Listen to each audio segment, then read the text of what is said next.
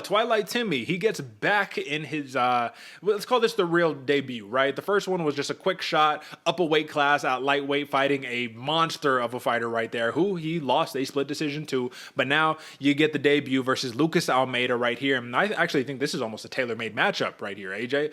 Cuamba, light on his feet, good grappling, good wrestling right here. Almeida's been suffering against some of the grappling, and I think this is one of those, all right, brother, if you want your opportunity, you really want to shine right here, we'll keep you around, right?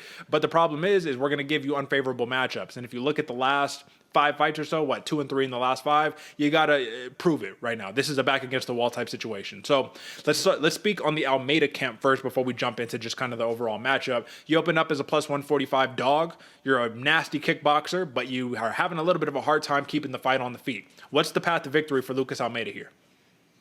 Man, the big path to victory is hopefully he improved his ground game and his defense at least a little bit going forward, because everybody has seen how big of a hole that is. But if that isn't the case, right, if Almeida hasn't found that bit of game yet, distance. And it's going to be very, very hard to do because of how good of a counter striker Cuamba is. But if you're able to maintain that distance, just keep things at bay, it make this a point match. As boring as that is to say, you don't want to go in and just battle it out and then end up getting taken down. And now it's 3 losses in a row. Point match it up, stay at distance, stay speed, and stay calculated. And if that is the case, I mean, it still could be a very fun fight between these two with how dangerous they are on the feet.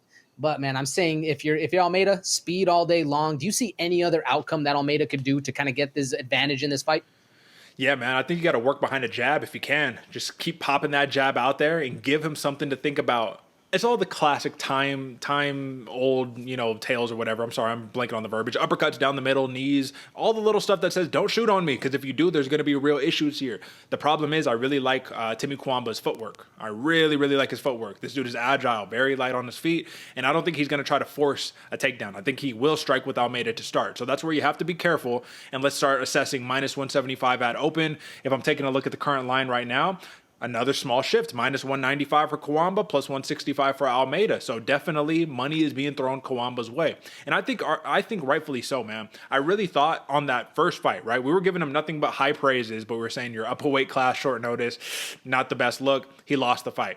Reasonably, this is ideal right here. This is a fine ticket price for me, and I actually think it's almost a little bit of a steal, because I think people are a little sleep on Timmy Cuamba based on that first fight.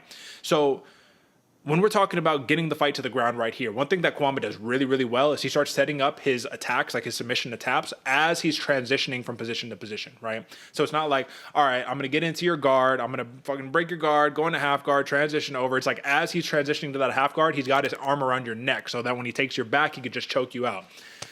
I don't want to go deep in terms of the betting right here, because we already got enough to work with right here. But if you had to throw like a percentage, 0 to 100%, what are the odds that this fight finishes Timmy Cuamba rear naked choke? Ooh, specifically rear naked choke? Man, I'm thinking 30%. 30%. Okay. Just because, I mean, it can happen. It's one of the ones he doesn't do it, at least in his last 10. He's only gotten 1? No. Yeah, I think 1. No, he lost to rear naked choke. That's it. Oh, yeah, there we go. 30%, Derek. All right, 30%. Fair enough. I think just from assessing film, that's really where I'm getting it from. Not even from actually like results and stuff like that, because obviously he's got a lot of TKOs on his record. But the way he sets it up, man, the way he just laces up that arm, I can see Almeida giving up that neck and then giving up the back, and this fight wraps up right there, which then lends to submission prop plus 750. You have to just think, 2 paths of victory right here. The submission route, or the grappling route, really, I should say. Do you think a club and sub situation happens as opposed to just a ground and pound? Do you think that if he gets this fight to the ground, he can end the fight there?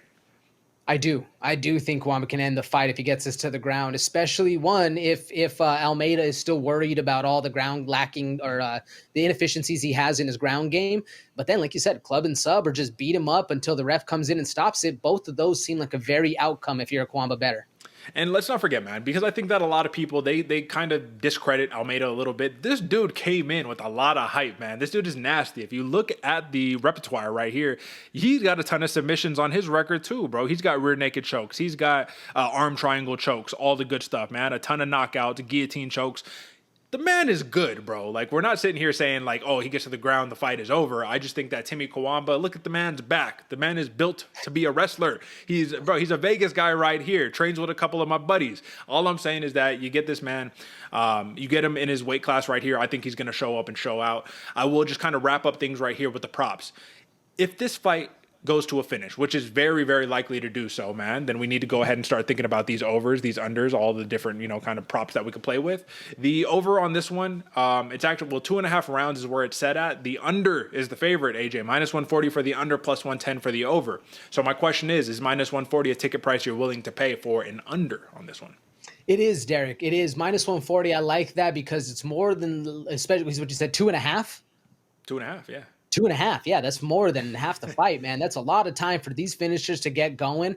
And I actually like the TKO prop. I mean, plus 750. If you're ballsy enough to cash in on a submission for Cuamba all day long, I like the TKO prop for the ground and pound. But either way, under 2.5 makes a lot of sense.